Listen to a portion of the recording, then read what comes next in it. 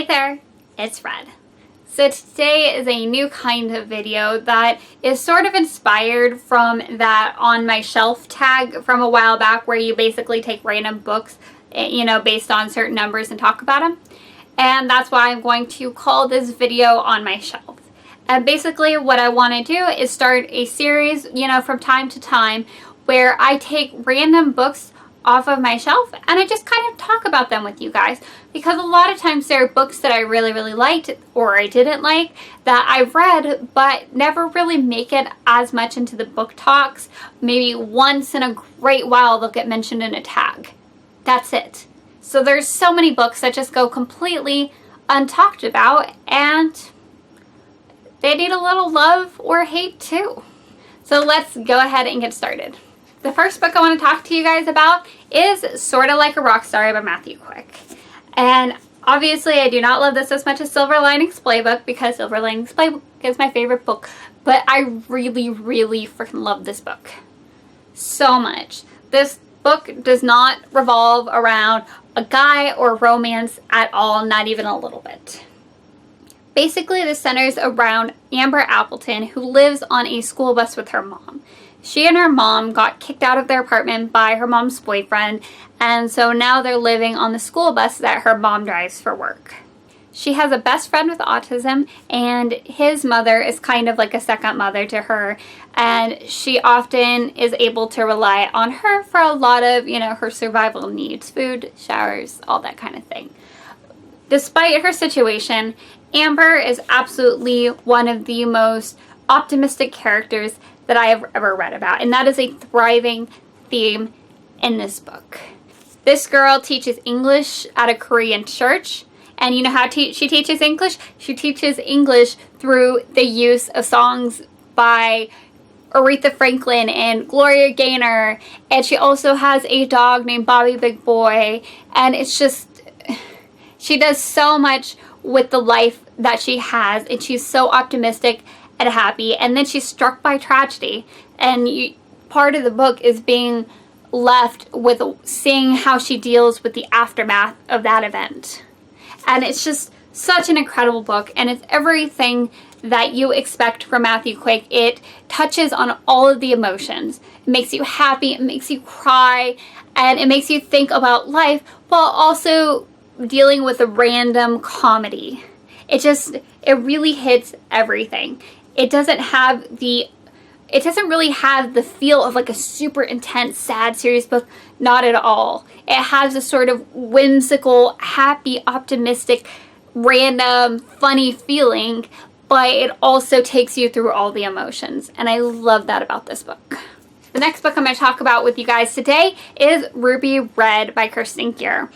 And this is the first book in a time-traveling trilogy.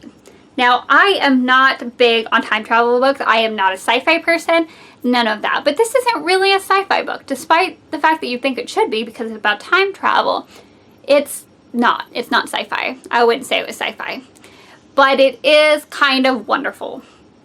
Basically, you have this girl, and she's born into a family that there is a time travel gene.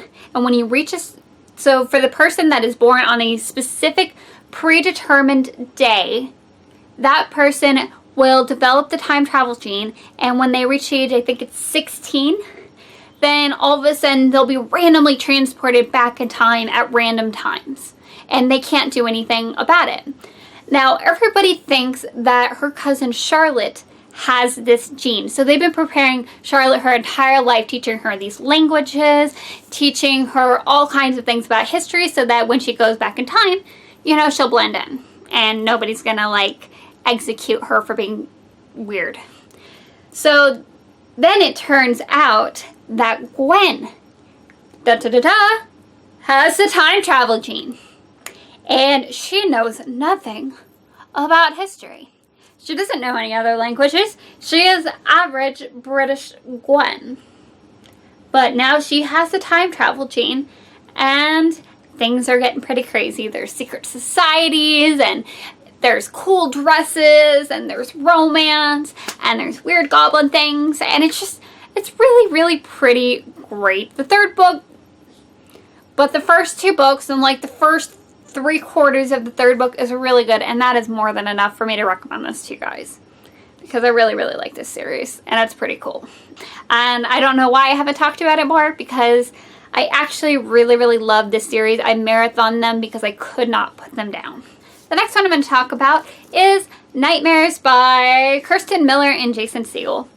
Now, this is a middle grade book, and I originally picked it up just because, yep, Jason Segel. Sorry, Kirsten Miller, I didn't pick it up because of you, because I don't know who you are.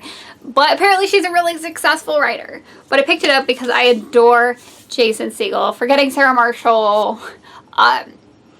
Why Am I Spacing on the show that he was on for like 10 years. How I Met Your Mother. How I Met Your Mother. Love him. Love him. He's fantastic. He's fantastic and he's funny. And he wrote a book. And honestly, I really liked it. I really liked this book.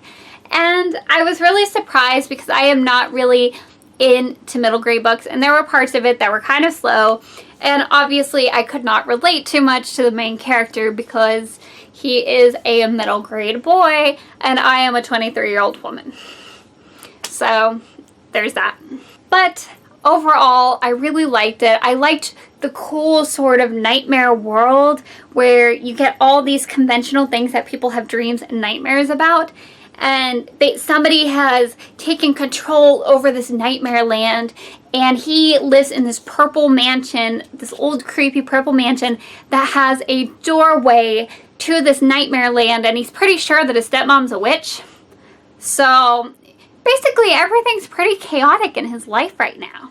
And it kind of reminds me a little bit of a middle grade version of the Devouring series by Simon Holt. I mean, it's not exactly the same, but the sort of nightmare-ish land and stuff kind of reminds me a little bit of the Devouring, but like less scary.